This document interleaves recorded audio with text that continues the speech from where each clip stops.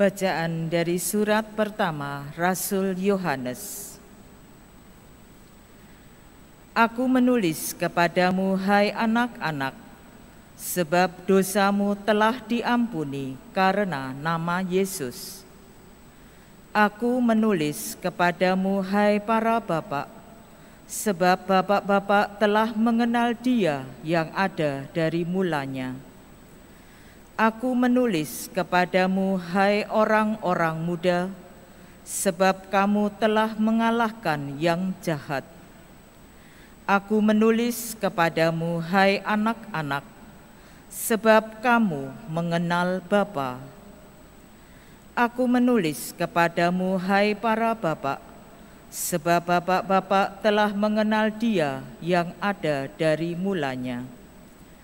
Aku menulis kepadamu, hai orang-orang muda, sebab kamu kuat dan firman Allah diam di dalam kamu, dan kamu telah mengalahkan yang jahat.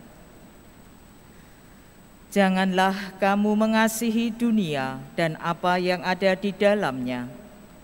Jikalau orang mengasihi dunia, maka kasih akan Bapa tidak ada di dalam orang itu.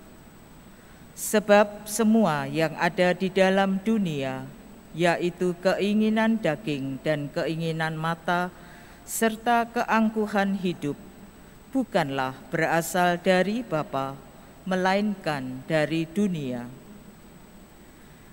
Dan dunia ini sedang melenyap bersama keinginannya, tetapi orang yang melakukan kehendak Allah tetap hidup selama-lamanya. Demikianlah sabda Tuhan. Syukur kepada Allah.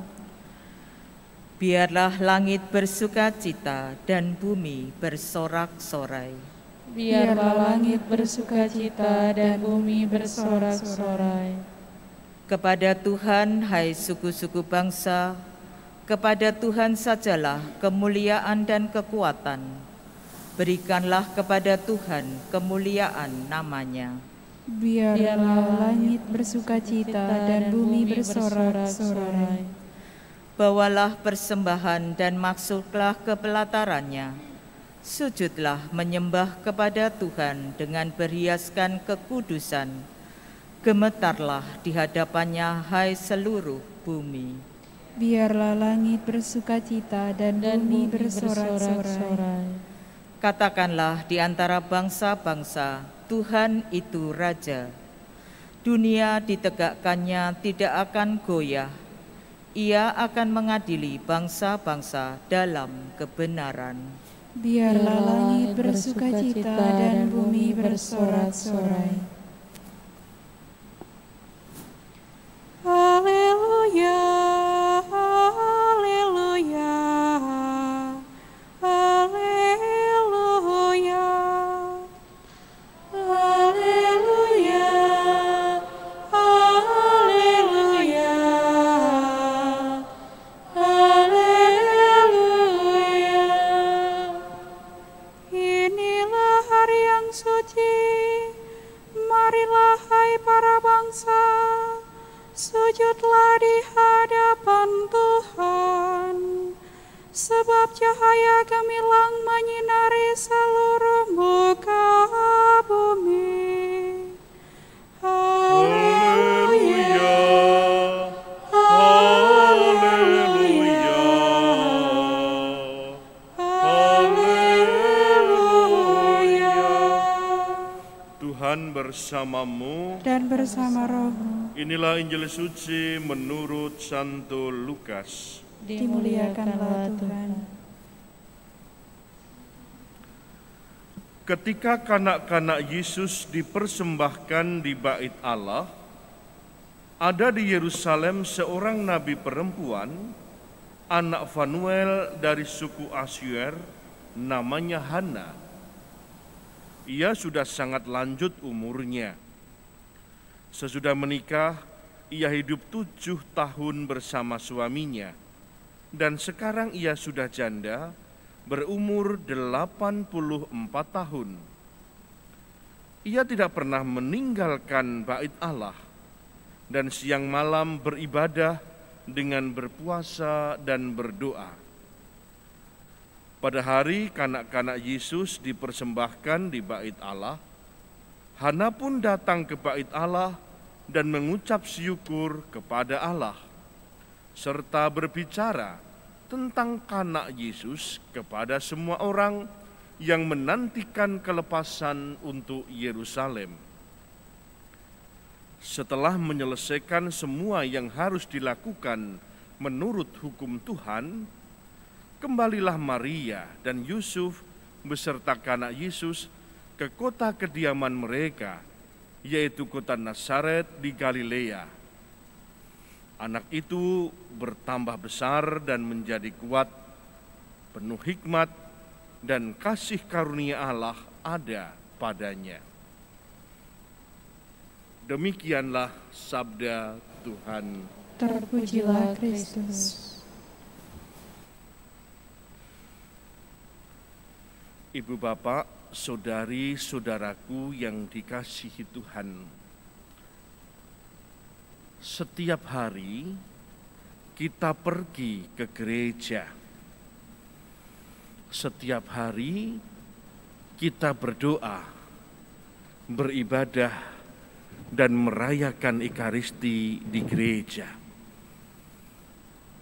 Demikian juga ketika hari Minggu dan bahkan pada hari raya, tentunya kita akan berupaya untuk bisa datang ke gereja, berdoa, beribadah, merayakan Ekaristi, mempersembahkan hidup kita kepada Tuhan. Dalam pemakluman Injil hari ini kita menyaksikan bersama bagaimana Bapak Yusuf dan Bunda Maria juga pergi ke bait Allah untuk melaksanakan tugas keagamaannya saat itu, mempersembahkan kanak-kanak Yesus kepada Allah. Jauh dari Nazaret di Galilea, mereka pergi ke Yerusalem untuk melaksanakan semua aturan mempersembahkan Yesus kepada Allah. Tentunya kedatangan mereka membawa sukacita bagi orang-orang yang juga datang ke bait Allah.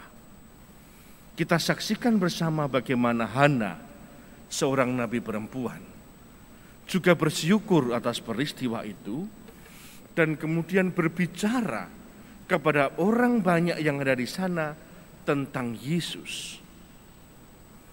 Dan setelahnya, di bawah asuhan Bapak Yusuf dan Bunda Maria, kita mendengarkan bagaimana kanak Yesus bertambah besar, menjadi kuat, penuh hikmat, dan kasih karunia Allah ada padanya. Saudari-saudaraku, ibu bapak yang terkasih, betapa bahagianya kita sebagai orang tua terutama ketika bisa pergi ke gereja bersama satu keluarga kita. Betapa bahagianya keluarga-keluarga Katolik ketika orang tua pergi ke gereja, berdoa, beribadah, merayakan Ekaristi bersama satu keluarga. Betapa bahagianya ketika orang tua Katolik mempersembahkan anak-anak mereka di hadapan Allah. Dan inilah amanat yang kita dengarkan pada Injil hari ini. Memang kita memberikan makanan jasmani untuk anak-anak kita, tapi orang tua pun punya kewajiban untuk memberi makanan rohani. Memang orang tua perlu melatih mendidik anaknya untuk bisa mengelola dunia, harta dunia. Tetapi orang tua pun perlu menjadi teladan dan pembina untuk anak-anaknya mengelola harta rohani gereja. Memang kebutuhan untuk pergi ke suatu tempat, memandang keindahan dan kesejukan dan pemandangan-pemandangan yang indah, juga perlu dibarengi untuk pergi ke tempat ibadah, tempat doa, supaya anak-anak kita mengerti pemandangan rohani. Sandang, pangan, papan bukan hanya soal jasmani, tapi juga hal-hal rohani. Dan disinilah bukan guru agama, bukan katekis, bukan guru sekolah, tapi orang tualah pendidik dan pembina yang pertama dan utama untuk hidup iman anak-anaknya. Dan inilah amanat yang kita dengarkan, seperti Bapak Yusuf dan Bunda Maria mempersembahkan anak-anak ke gereja, mempersembahkan anak-anak di hadapan Allah. Tentunya bukan saja pendidikan-pendidikan yang mencerdaskan untuk meraih masa depan secara kesarjanaan dunia. Kita perlu membina dan mendidik, mendampingi dengan ilmu iman, supaya bukan saja anak mampu mencukupi kebutuhan jasmaninya nanti, tapi juga bisa mengerti bagaimana kebutuhan-kebutuhan rohani, makanan-makanan rohani, tempat-tempat rohani, termasuk berpakaian pesta untuk merayakan ibadah di hadapan Allah. Sangat dimengerti tantangan yang sangat sulit dan menjadi semakin berat ketika kita memasuki zaman yang serba canggih dan dengan kemajuan teknologi. Dan di sanalah orang tua dipanggil untuk semakin tekun datang kepada Allah, untuk benar-benar bekerja sama dengan Allah untuk membina iman anak-anaknya. Pada akhir Injil dinyatakan anak itu bertambah besar dan kuat, penuh hikmat dan kasih karunia Allah ada padanya. Inilah pula undangan bagi kita keluarga-keluarga Katolik. Bukan saja supaya anak-anak kita bertambah besar dan kuat, tapi memiliki hikmat, kasih karunia Allah, memiliki takut akan Allah, cinta Allah dan cinta sesama.